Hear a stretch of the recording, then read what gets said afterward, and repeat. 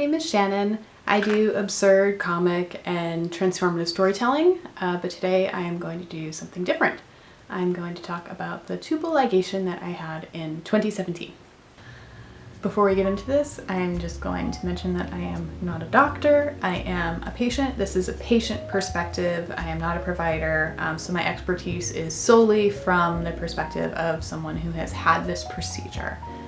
So I cannot answer medical questions. I cannot talk about the medical side of things. All I can talk about is what I felt and what the procedure was like for me. So I've seen a few videos from the provider perspective, and I'll link some that I particularly like down below. But given that so many people are now seeking out tubal ligations, given the new regulations around abortion, I thought it might be a good idea to share a patient perspective. First, what is a tubal ligation? So colloquially, it's often referred to as getting your tubes tied, although that's not generally done anymore. It's where a surgeon goes in and cuts the fallopian tubes so that you can no longer get pregnant. It is a surgery, so it does come with some risks, as all surgeries do. It's also permanent, so it is not a good fit for someone who might or definitely wants to become pregnant in the future. A tubal ligation is generally done laparoscopically, so it means that you're not being opened up. What happened for me was that a surgeon placed a camera in through my belly button and then opened a very, very tiny hole, like that big, really tiny, to make the incision. Let's talk about why I wanted to get a tubal ligation. I was about 27 years old. I had been on hormonal birth control for about 10 years, and while it did prevent pregnancy along with a couple of other things, it was not a frictionless experience. I routinely had issues with my insurance company denying coverage, even though they legally had to at the time, thanks to the ACA. They would make me jump through all of these hoops, like, oh, you have to enroll in our mail order service, and oh, now you have to do this, you have to do that. They would also ignore the instructions from my doctor, because birth control, the hormonal birth control, generally comes in a pack for 4 weeks, but one of those weeks is a placebo, and I had been told to skip that week for medical reasons, and my insurance would routinely ignore that instruction and would refuse to fill the prescription after the 3rd week, even though I needed it at that point. Basically, there was a lot of bullshit, and it made it really hard for me to take the medication consistently. I also did not have very reliable insurance coverage pretty much all throughout my 20s, even though the ACA did make it easier to get coverage. It was still not the most affordable. Certainly free would have been more affordable. And just financially, I wasn't always in a very good place.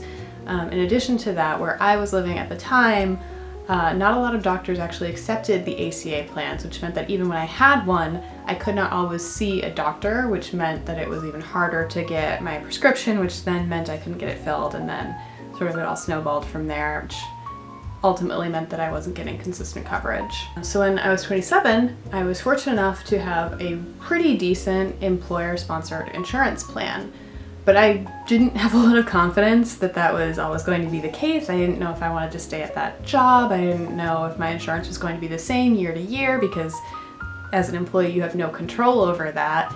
And that inconsistency had been a pretty major source of stress for me by that point, so I wanted to look for other options. So there was all of that, and then there was also the 2016 election. I don't feel like everyone necessarily took the threat to Roe v. Wade seriously, but I did. Depending on what state you were in the US at the time, Roe v. Wade was already more of a hypothetical than a law, just because of all the different restrictions that had been placed on access to abortion and providers and just the ability to get that kind of care. I did know that I never wanted to be in a situation where I was pregnant and could not terminate that pregnancy. I do want to say that pregnancy can be a really beautiful and fulfilling experience for a lot of people, but it would not have been that for me. It would have been a really horrifying loss of control. It would have made me feel very dysphoric. It was just not a situation that I wanted to be trapped in, and just given the state of the country, that felt like a very credible fear at the time. So on the one hand, I had very inconsistent access to care, which was a major source of stress, and then on the other hand, there was, as we now know, a very credible threat to my bodily autonomy. I was pretty lucky in some respects. I had a job with insurance, and I also had paid time off, which meant that I had, paid time to recover from a procedure like that. I also had an OBGYN who took me seriously and listened to my concerns and, counseled me on all of my options, but ultimately believed me when I told her what I wanted to do, and that is horrifyingly rare. So I do, again, want to say that I was really, really fortunate to have her. For a lot of people who are assigned female at birth, just having a doctor that takes you seriously is a really major hurdle, unfortunately. I was also really thoughtful about how I presented myself when I went to the appointment. I wore a collared shirt, I actually did my makeup that day, I had my hair sort of nicely done, but leaning towards more conservative. I tried to look like a, fun office drone, if that exists. I don't know that any of that was actually necessary, but it might be depending on the doctor that you're going to see. And it did make me feel a little bit more confident when I was talking to my provider about my options. I also came in pretty much with all the research already done.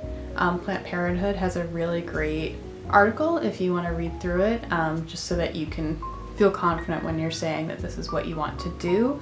The language there is very accessible, and I had read through it a couple of times before I went to the office for that appointment, so that I could confidently say, this is what I want to do. I know the risks. I know it's permanent. That's part of the appeal, is that it's permanent.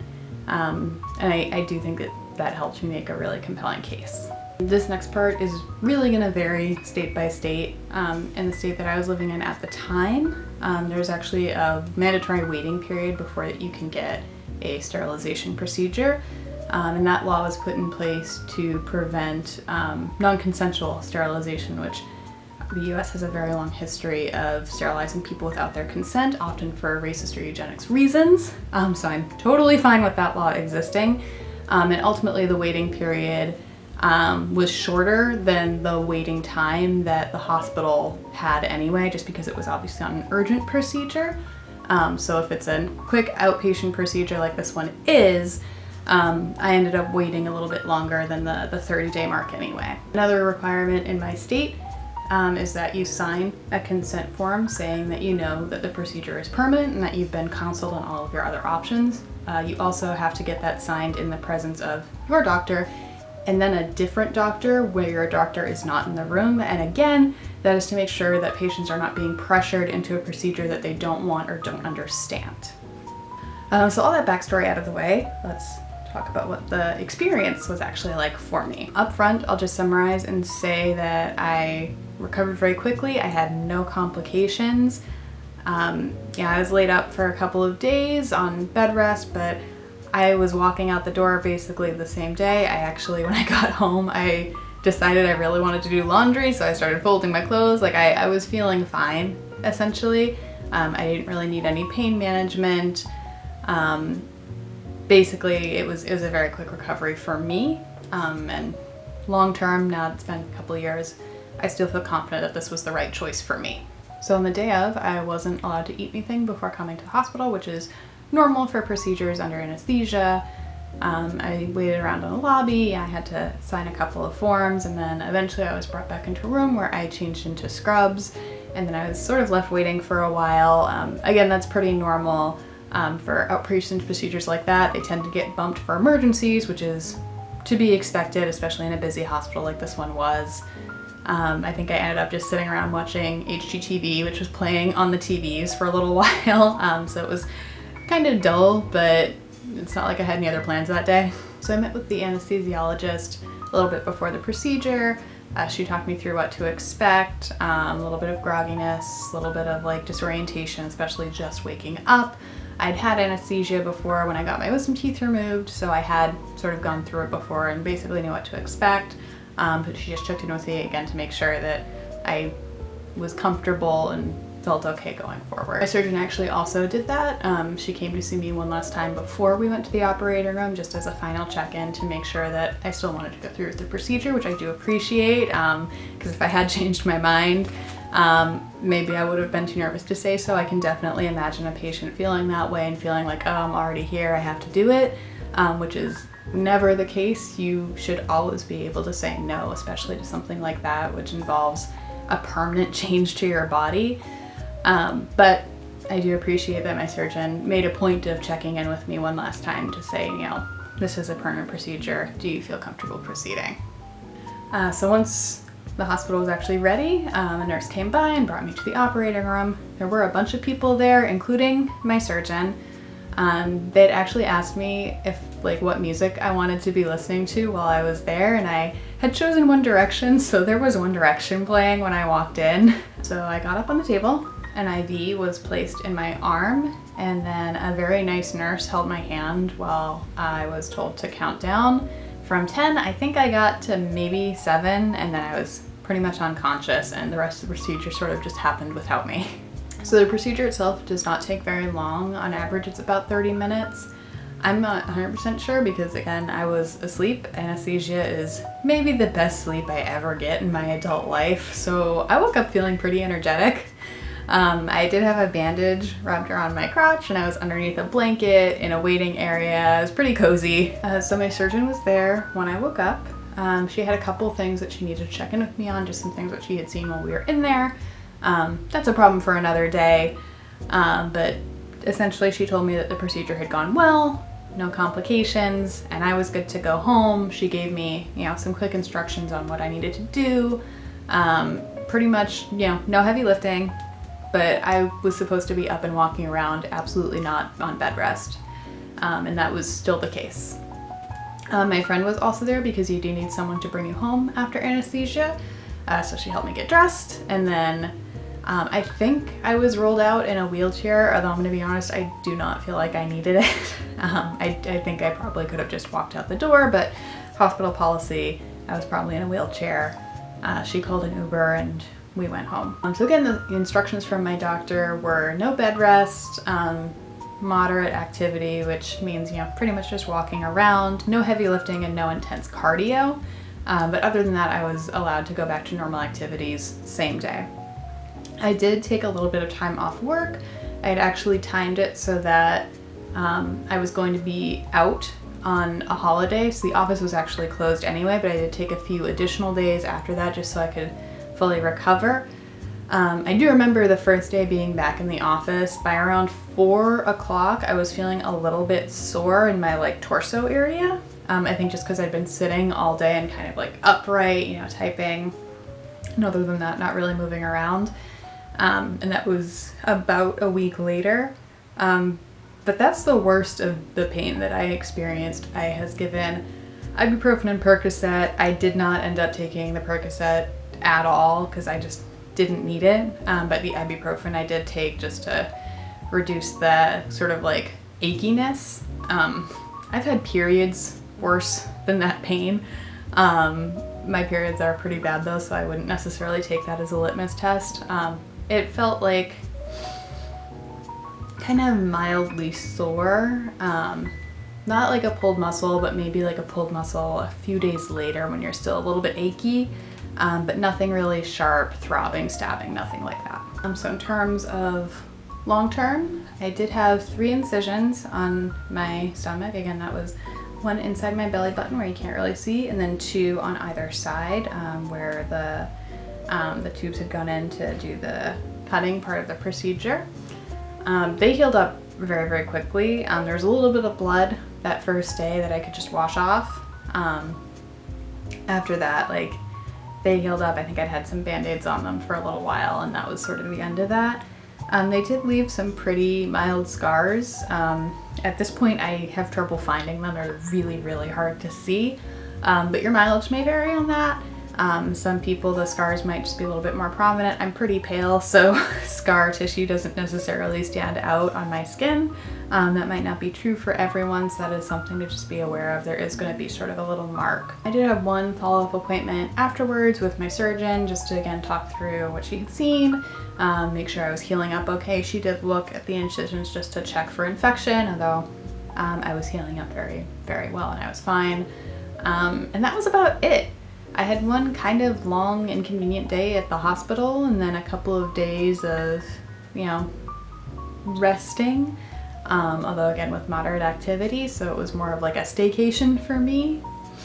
And then I just had a little bit of mild discomfort, which again I would compare to like a really mild period, if that.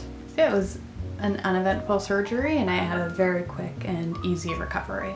I will also say that once it was done, I felt this just massive relief, that this thing that had been kind of looming over me since adolescence was just a worry I didn't need to carry anymore. And I don't think at the time I realized how important or significant that was to me until I didn't have to think about it anymore. I think it was the feeling of taking control of my body and having a say in my future that just felt really good in a way that I had really underestimated and just couldn't appreciate until I had it. So several years later, I feel the same. I do feel very lucky that I had good insurance coverage and that the ACA required sterilization procedures to be covered, because it meant that my copay was only $100. I'm really grateful that I had a job where I could take that kind of time off so that I wasn't worried about losing work, losing pay, or potentially losing my job because I went to get this procedure. I feel really lucky that I had a surgeon who listened to me and took my concerns and my needs seriously.